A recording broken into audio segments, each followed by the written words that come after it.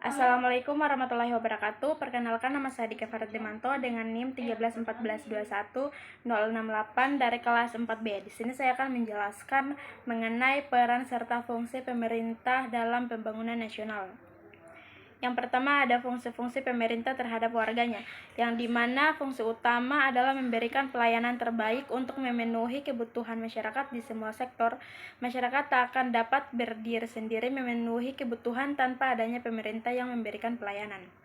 Selanjutnya, negara sebagai negara politik, yang dimana sebuah asosiasi yang memiliki fungsi untuk menjaga ketertiban pada masyarakat yang ada di dalamnya menggunakan sistem hukum yang telah dijalankan oleh sistem pemerintahan yang ada dan sifat dari kekuasaannya memaksa. Selanjutnya, ada negara sebagai negara hukum, yang diartikan sebagai negara apabila tindakan pemerintah maupun rakyatnya didasarkan atas hukum untuk mencegah adanya tindakan sewenang-wenang dari pihak pemerintah atau penguasa dan tindakan rakyat yang dilakukan menurut kehendaknya sendiri. Selanjutnya, negara sebagai negara kesejahteraan. Negara kesejahteraan secara singkat didefinisikan sebagai suatu negara di mana pemerintahan negara dianggap bertanggung jawab dalam menjamin standar kesejahteraan hidup minimum bagi setiap warga negaranya. Ada juga negara sebagai negara administratif, yang dimana disiplin ilmu politik yang mempelajari kajian tentang penentuan kebijaksanaan negara yang dilihat dari prosesnya. Dengan demikian, sebagai sebuah ilmu yang diperoleh dari kedua ilmu pengetahuan ini, administrasi negara mempunyai dua macam syarat apabila akan dipahami. Selanjutnya, peran pemerintah dalam pembangunan.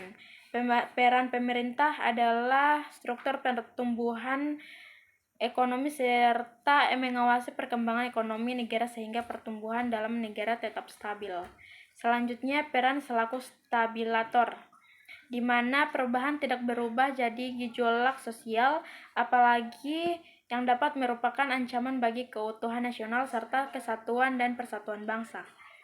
Selanjutnya, peran selaku inovator, yaitu penting dalam pembangunan negara melalui pembangunan daerah, salah satunya sebagai inovator.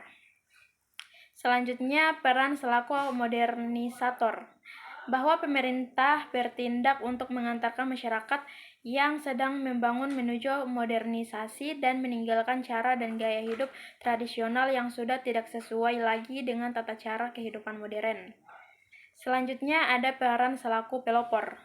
Selaku pelopor, bahwa pemerintah tidak hanya menjalankan fungsi selaku perumusan kebijakan dan penyusunan rencana pembangunan saja, tetapi juga sebagai pelaksanaan pembangunan yang inovatif yang mampu memecahkan berbagai tantangan dan keterbatasan yang ada.